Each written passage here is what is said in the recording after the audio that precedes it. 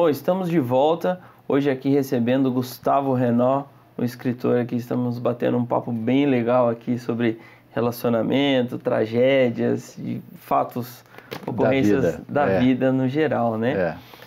Gustavo, você estava contando para mim no bloco passado do livro. Sim, sim. E eu queria saber qual foi o processo de criação desse livro, como que ele nasceu? Na verdade, assim, foi o meu primeiro livro romance, né? Uhum. Nessa situação. Então, assim, é totalmente diferente, né? O primeiro livro que eu escrevi foi um livro temático, mas um livro, vamos dizer assim, teórico, né? Ele é mais fácil de... Muito mais fácil, né? Muito mais fácil. Agora, quando você entra num romance, você tem vários aspectos a considerar. E como eu não tinha experiência, eu tive a assessoria de vários revisores, né? A maioria aqui da cidade, e que tem experiência, né? E aí cada um deles foi me dando uma dica, né? De como tratar um diálogo, porque esse livro tem muito diálogo, né?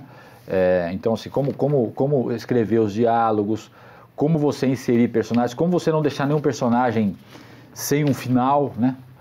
Como colocar um personagem na história. Então, aí a história ela vai criando vai abrindo outras portas que você tem que abrir e saber fechar, né? Não pode deixar a coisa largada, né? No meio da história. Então, eu gastei acho que quase 2 anos, lógico, não para escrever, mas principalmente a parte de revisão. Se você contar com bons profissionais, você tem que escrever um livro de novo, né? Você tem que criar, de repente, fechar lacunas que você deixa aberta na história. Então, o que mais demorou, a escrita inicial, ela foi relativamente rápida.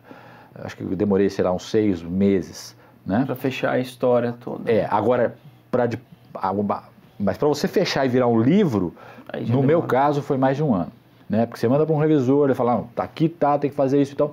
Você vai adaptando, você tem que rever o texto, você tem que, de repente, enfim, pensar em outra forma naquele... Aí você manda para um outro, que eu tive o cuidado de mandar não só para um, mas foram 3. Então, e cada um tem uma... E é importante também a gente considerar que cada revisor ele tem uma noção, mas você tem que ter convicção da sua forma de escrever, né? Então, alguns, por exemplo, questionaram a questão do livro não ter nome de personagem, né? Mas eu entendi era a proposta. Era a proposta e era uma coisa que saiu da minha cabeça. Então, assim, eu não vou tirar isso porque eu não vou fazer o que todo mundo faz, de repente. De repente pode dar certo, pode dar errado, mas é uma nova proposta, né? E uma das revisoras falou para mim, não, é a sua forma de escrever, então não mantenha sem nome. A gente tem que ter as opiniões, mas a gente tem que ter a nossa também formada. Tem que ter a nossa, porque como eu comecei a escrever pensando que o próprio leitor seria o personagem, então eu não posso colocar nome, porque o personagem é você, que é o Sérgio, no caso, você vai ler, então o Sérgio é o personagem, né, principal.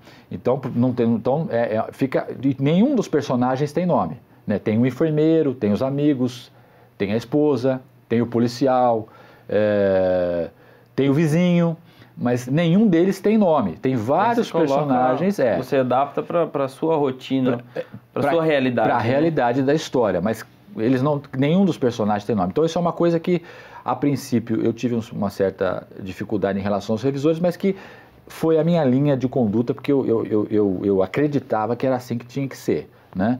Usei também alguns termos técnicos, inclusive o livro tem um glossário, porque como a boa parte do livro ela é dentro de um hospital, então ali eu tento relatar a questão médica, a questão medicamentosa, a questão de terapêutica, assim. Então são termos técnicos, médicos, né? Que por ser dentista eu tenho um certo conhecimento, que eu também não quis tirar, né? Porque isso dá um aspecto mais técnico para uma questão técnica do livro, né? Aí uma das revisoras falou, então você não tira, mas você põe um glossário. Então existe um glossário ali para tentar explicar essas questões também do livro. Então esse momento do romance é que vai gerar um pouco mais de trabalho para o escritor, né?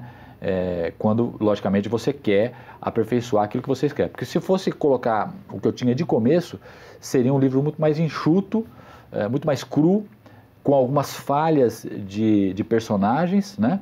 Que a gente acabou tentando fechar no final das contas. Então, neste caso, foi praticamente 2 anos. Também tem essa questão, a capa, você vê, é uma capa ilustrada, ele tem ilustração. É um livro... As ilustrações foram feitas por... Foram feitas por uma prima minha que trabalha já com ilustração infantil há muito tempo, a Cris Aich, que é o nome dela de mercado, né?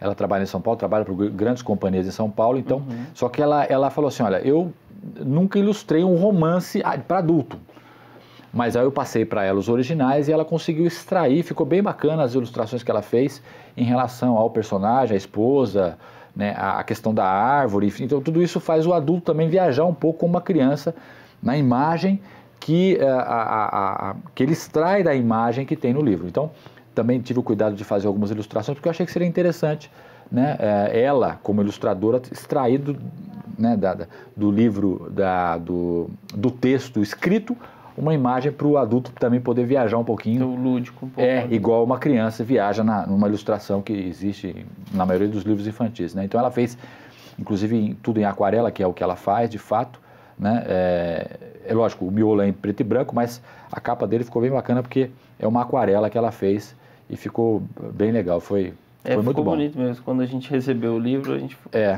Mas 3 pessoas só de lá falaram, nossa, que...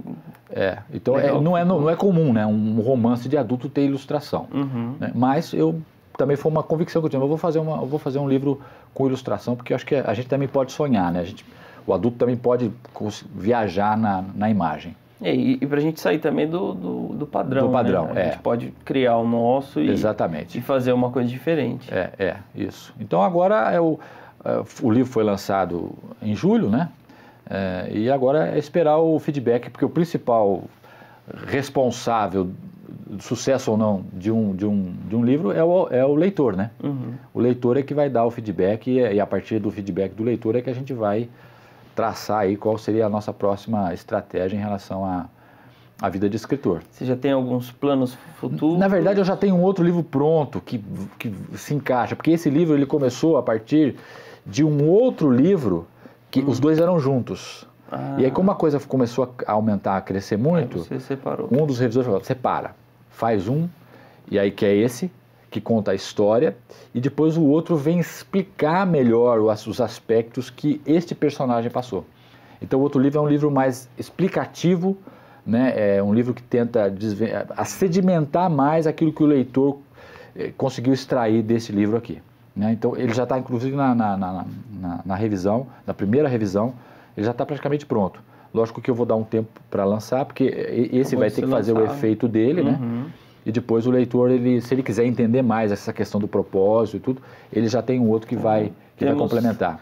Temos outro livro a caminho. Já está praticamente pronto. Só tá, lógico que esse tem que andar um pouco, os leitores têm que entender para que o outro seja lançado. Eu acredito que daqui a 1 ano, 8 meses, por exemplo, a gente faça o lançamento. Legal. Convidado para voltar aqui no lançamento do próximo livro. Com o maior prazer. E como que você consegue conciliar, Gustavo? Então, isso é uma coisa interessante, Sérgio, porque você vê, tudo tem um propósito, como eu escrevi nesse livro, né? Mesmo sendo dentista, eu percebi que no momento que eu estava escrevendo mais efetivamente, né, mais ativamente, a agenda do meu consultório parece que ela ficava livre para eu fazer. Então, a gente percebe que nada na nossa vida é por acaso, né? Então, por exemplo, um cliente desmarcava, né? Eu não atendo muita gente mesmo, né? Só atendo clientes particulares, então assim, eu tenho uma clientela mais selecionada. Mas de repente o cliente desmarcava, ou eu tinha uma folga na agenda, então eu percebi que quando eu precisava e a ideia estava na cabeça, eu conseguia ter liberdade para fazer no meio do expediente. E tudo colaborando para... A coisa parece que andava nesse sentido, entendeu? Então assim, eu não precisava me estressar. Né? Eu queria escrever, porque estava aqui, quando você tem a ideia, eu tenho que sentar no computador, tenho que fazer, né? E parece que a coisa caminhava nesse sentido. Tinha também a ver, eu vivi isso, nesse momento, falando desse propósito que o livro se propõe a dizer, ou seja, tudo na nossa vida tem um propósito, né? Existe um texto bíblico que eu uso aí, que é um texto de Eclesiastes, que para tudo na vida há um tempo certo, né? E ele está no começo, no prefácio do livro, na parte pré-textual, eu coloquei esse texto, que é um texto de sabedoria, que fala exatamente isso, né? A nossa vida, ela tem tempo para tudo, né?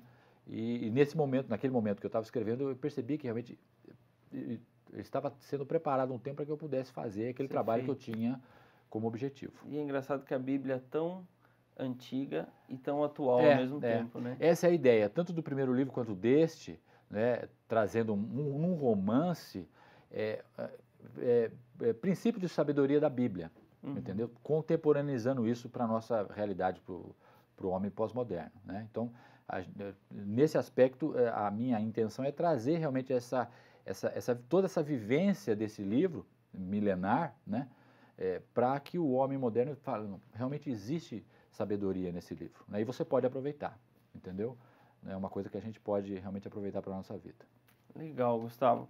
Bom, nosso tempo chegou ao fim. Eu queria agradecer muito a sua presença aqui no nosso programa. Espero que o pessoal de casa tenha gostado do nosso bate-papo aqui. E estão todos convidados a ler o livro, né, Gustavo? Legal. Tá ok? Muito bom. Tá Eu bom. agradeço a presença aqui. Tá ok. Bom, o Contraplano fica por aqui. Espero que vocês tenham gostado do nosso bate-papo e a gente volta numa próxima. Até lá!